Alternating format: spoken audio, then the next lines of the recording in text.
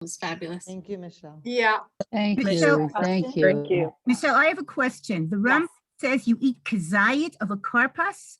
What does he do with brachami and shalosh? We don't eat There's kazayit. machlokot about that. He There's also a lot- said you dip it into charosef. Yeah, but Seder, we talked about the charoset. I gave up on the charoset, but kazayit, that's what bothered me. It's because you were brought up by the opinion that says there's a halachic problem with it. You're still continuing the same meal, and people don't. Not everybody's hung up on that. Really?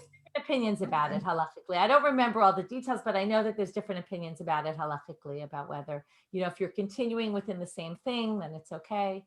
I don't remember all the details, but yeah. Oh, since you're Interesting that you saying a noticed that, and you said bracha, it. since you're saying a bracha for karpas, shouldn't you eat a kazayit as the fulfillment of that bracha? Okay, so you don't need to eat, in order to make a bracha before you eat, you don't need any small amount you make a blessing on before you eat. So you don't need that. If it's a mitzvah like maror, let's say, then you have to eat a requisite amount to fulfill the mitzvah. Since karpas is only, as we saw, a sign for the kids to ask, so you don't have any obligation to eat a certain minimum requirement because it's not actually a mitzvah. So only if it were a mitzvah would it require a certain requisite amount. And that's what Becky was saying is then, since you don't have the requisite amount is necessary for a blessing at the end when you finish. So therefore you'd have to say a blessing at the end. But we don't do that. And that's what Becky was asking about basically. But there's different opinion. I think because you're still continuing to eat, even though it might be a long time till you eat, I think that's why the Rambam doesn't have an issue with not making the blessing after at that point. My question is about the definition of what we say with respect to Arami Oved Avi. It says Ad Sofa Parasha, and we don't say Ad Sofa Parasha. That's very good. I wanted to point that out. It's very interesting. Completely de-emphasizes the part about coming to Eretz Israel, which I'm wondering whether when Mashiach comes, that's going to be reintroduced, whether somebody ever suggested pointing that. out, just to make sure everyone understands. What I said is that we stop after the fourth verse and we don't go to the end verse. And what Madeline is pointing out is the language doesn't match that because the language says Ad shigmor kol parasha kula until you finish the entire section. So some obviously say, oh, the entire section means the entire relevant section. And obviously that's not relevant going into the land because that's not what we're discussing tonight. So they explain it that way. I can't remember now. I thought I have to look. There was, I read something. I saw someone who, I wonder, I can't remember now because I did think about your question and I looked into it. If somebody Michelle, they said that before the Korban, they used to the say whole it. parasha here. I'm going to look for a minute. Yeah, I think there are earlier manuscripts that They do said have that they did say abbreviation. it and they stopped it after the Korban because it was no longer relevant. But we still have a lot about Yerushalayim in the Seder. It's part of our story. And we have certainly the Shana Haba Yerushalayim and all the songs are about Yerushalayim. It's certainly part of the So Seder. first of all, Dayenu and all that includes going to the lands. There's reference to it. The other thing I see here, I'm reading this book, which is really good. Mishnat Eretz Yisrael, I quote it often in Daf. It's written by Safrai, and it's like a more historical commentary on the Mishnah, and he brings up different versions. He says the word kula doesn't appear in all the versions of the Mishnah, which is also interesting. So, yeah. Trying to see what else. Or what would it, if the word kula is not there, it still says kola parasha. Right, it's true. It's not a little less. I guess it's a little less emphatic. Some people say that in the time when they were still in the land, they read the last. They read it, yeah. I read that. Right, So and now only that- after the Korban, they decided to get rid of it. That's what. Right. So should it not come back in We don't have nowadays? We've got a lot of things to change before that. That they didn't have the land anymore, so they didn't want to talk about that element because you want to talk at the Seder night about all the great things, and there it's missing. We don't have that, so it could be because of that, which is another good question. Then maybe we should bring it back, right? Like a bunch of questions come up about things that now that we're actually back in the land, maybe things should change. Okay. Anyway, that was an excellent question, Madeline. Thank you for asking because I wanted to mention it and I forgot. Okay, other questions? I mean, all the questions are excellent, but that was a good Well, one. if Of what I wanted to say. Susan? Yes, I was interested in the part about roasted meat, that since the korban has not been the custom, yet among Sephardim, it is the opposite. I Right. once went to a Persian Seder where the main course was roast lamb. Right. So that is based on custom, basically. That developed as a custom, and as I said in the fourth chapter of Psachim, which talks about different customs, it comes up listed there as one of the customs, and it seems that it developed. I didn't know actually what you're all pointing out about the Sephardi custom. Gita had written it also before, which is that there is a Sephardi custom to specifically roasted meat, and Ashkenazim don't do it. It's all in the realm of custom. It's not, it's more like, do we, I guess the Ashkenazim were concerned that people would think somehow we're doing a sacrifice. Obviously, you would look and say, what do you mean? Especially nowadays, who would think that we're doing sacrifices? Nobody even thinks about the relevant. I mean, unless you're learning Daf Yomi right now, you're not really thinking about sacrifices in your life. But Does those of us who anybody are know can what, only dream about sacrifices these days. does anybody know what the Ethiopian minhag would be I about? don't know what their customs are. Is there anybody here in the group that would know? Because they were exiled.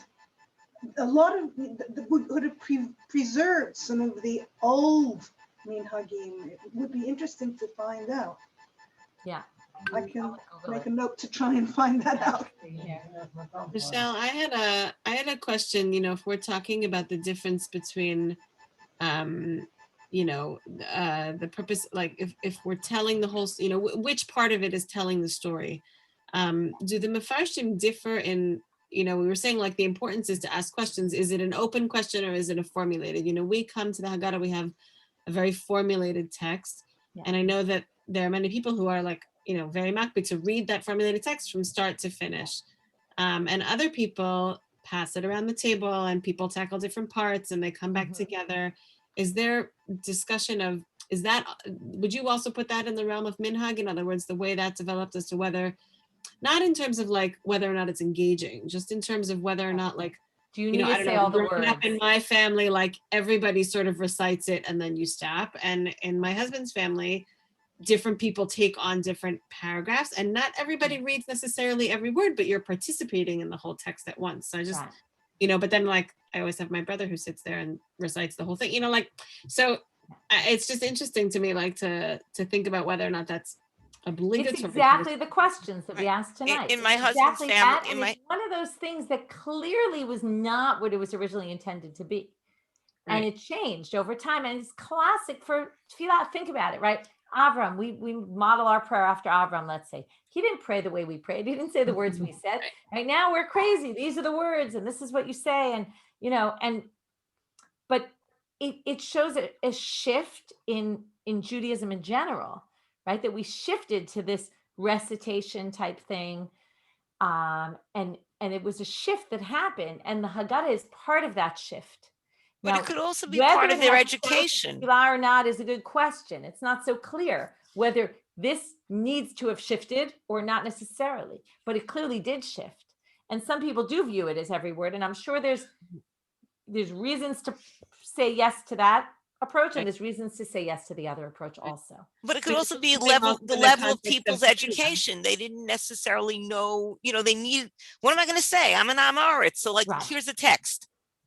Well, the best text to read here is the Rambam. Right. The Rambam, when he talks in Hilchot Tefillah, the beginning of Hilchot Tefillah, he explains why tefillot became set. He basically says, tefillot weren't meant to be set ever, but people didn't know how to express themselves and they didn't know how to say it. So I think Gita's right that it became this recitation so that you tell the story. What's ironic is that, as Medina's pointing out, right, some people just end up reciting it, and and at least in your case, what you're describing is, you do both.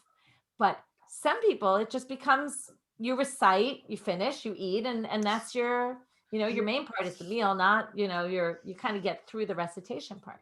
I'm just thinking that we said towards the end that there were two different versions, and like the whole thing about the halakha and the telling of the story, and the whole thing about the other thing was there was something else. There were two versions about what we should do, and that we put the Haggadah includes both versions. Yeah. And if you're just doing it on your own and interactive, whatever, you may not include both the Sipur and the Halakha. I'm just thinking that might be one reason why people sort of stick to the text, but then again, we could have had our rabbis come out with a list of rules. By the way, do this and make sure that you include this and that, and do it in a creative way. And if you want, for those who are not creative, you not stick to this version, sort of story. Right, which is what the Mishnah basically says with the child, right? If the child knows how to ask his own questions, then amazing. Go with those that. suggestions If then not, become here's an codified as a alternative text. to go with. Right. What, Gita? You have a suggestion and then that becomes the norm. It's like, Tova, you want to add more rules to Pesach, please? Right. Well, no, it's part of what we talked about when we learned the fourth parak in Daf Yomi, like what were the things that were halacha to begin with, and what were minhagim, what were customs that developed, and when those customs develop over time, they get treated as if they were law originally because they're so set. People become very set in things that have been happening in their families for generations, like my children are going to be used to monkeys hanging in the sukkah. Somebody's going to think that's Jewish law. It has nothing to do, It's like cutting off the end of the brisket. Yeah, exactly. Yeah. So one thing I thought was interesting, Michelle, is that in our Hadran, we got very hung up on the difference between da'at and chokhmah, because the Mishnah talks about that if the child has da'at and you translate it as intelligence, and then the Rashbam talks about chokhmah, and we spent a whole bunch of time talking about the difference between the child who has da'at and chokhmah. And then when you gave the share, you didn't even, it didn't ba b'cheshbon bichlal. Interesting. Right. I didn't even pay attention to that. Yeah. Right. So sometimes there could be a lot of meaning to that kind of thing. And sometimes it could just be somebody used a different word, and there's not necessarily so much to make of it. But it could be, what'd you come up with? We were just noticing that that intelligence is potential. Whereas a kid who went to Gun and learned to say the Manishtana off by heart may have chokhmah, but not necessarily that in terms of engaging with and thinking about the question and what it is that we're learning. It's like book knowledge and analytical. Right. Like chonen hadat, like the blessed. Applying it. Right. Lavchim ben. There's a great book by Jonathan Mishkin. I don't know if he's related to Shuli or not. It's called Think of It This Way. It's for teachers, like all different kinds of experiential education things. He's got some phenomenal ideas for Pesach. Oh, nice. Including floating a baby in the floating a doll in the bathtub. That's like a whole. But it's a great book. It was self-published about 15 years ago. It's like for each chag. There's two Jonathan Mishkins in education. One's her husband and one's not. This is awesome. It's awesome. I'll send Michelle. I'll send you the link. It's a great book. Okay. Can I just thank you for the Yavitz quote? I love that about the deaf mute and very interesting. the participatory. I mean, it's so 21st century, really. So first of all, you see, he lived recently. He lived in the 20th century. Right. The Yavitz isn't the Yavitz the Chacham Tzvi? So the Chacham Tzvi's son is the Yavitz. Rav Yaakov Emden is the Yavitz. That's the Yavitz. Yeah. That's my word. The truth is, Hannah Dreyfus, she came up with that. We prepare together, like independently and then together. She brought me that source. So I was trying to I always add in who they are and where they're from. Right. So I thought it was, I started looking up, I thought it was Rav Yaakov Emden. And then she said, no. It's Rav Salal Jalti. It's a different Yavitz. Right. And I wanted to ask a question totally unrelated to this part of the discussion, but in our group, on the first source sheet, when we were talking about the questions and the children and the whole experiential nature, and I thought it was a wonderful quote about the daughters of Zelophehad from the Rashbam. But then our question became, how can we expect children to ask those questions when it's at the beginning of the Seder, we've just poured the second cup, but we haven't seen yet the dipping. We haven't seen we really haven't started to recline. But how can we expect them to ask these questions when we haven't even come close to the experience? Yeah. And was this moved around? Was the 4 questions maybe just moved around because now we don't want them to fall asleep?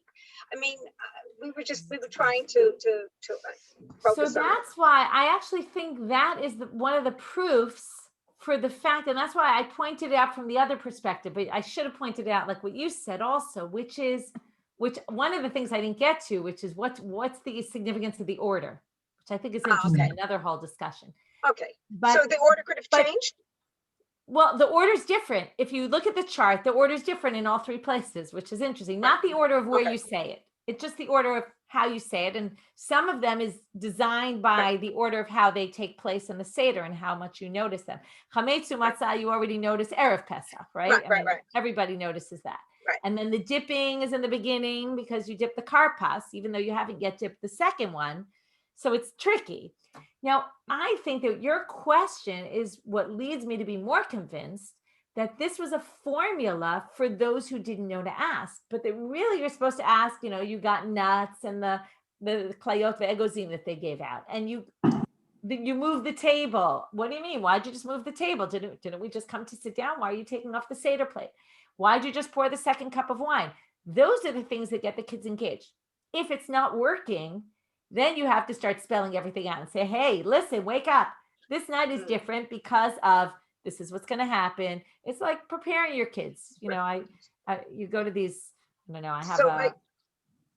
guess like they tell you, make sure your kids know what to expect. They'll be much more aware of what's going on if they're told. So if your kid can't figure it out, then you have to help them. And then this is the formula you recite because these are the essential things that are different. Those are the minor things that are supposed to get them interested. But if they're not yet interested, then you got to hook them in some other way. Well, Michelle, that's basically the story with Reb Nachman when he talks to his servant Drew. Yeah. That's the whole idea that any question. He engaged him. There, by the way, the servant didn't ask any question. No, he engaged the servant. He gave the answer. But the idea is so interesting because we're so used to, how many times have you done the Seder now? Is it really so unusual that we dip? Like we know we dip twice on this night, and we know we dip. We there are so many things that we expect, and the goal is sort of to make it feel new again, to make it feel different again. How do you give nuance to something that's a Seder that's written out for us? It's a text in a book that we're all holding. I was also struck by the fact that if the child can't ask, then his wife is supposed to come in. We didn't touch on that at all, but they clearly, the wives were given at least a child. There's the Baal HaSeder, the main character, like he's the Baal Habayit, and then he's got his underlings. So his wife is one of those. There's kids. At least she's intellectual enough to ask questions. Okay, Deborah, you wanted to say something. Well, actually, I did get one answer way back, and I was thinking about it. A rabbi in our community said, "Misha nichnas adar marbe misimcha," and that simcha should carry you through to the end of Pesach. And that when you do your preparation, it's not spring cleaning where you're going to drop dead at the Seder table, but approach the whole thing with simcha throughout.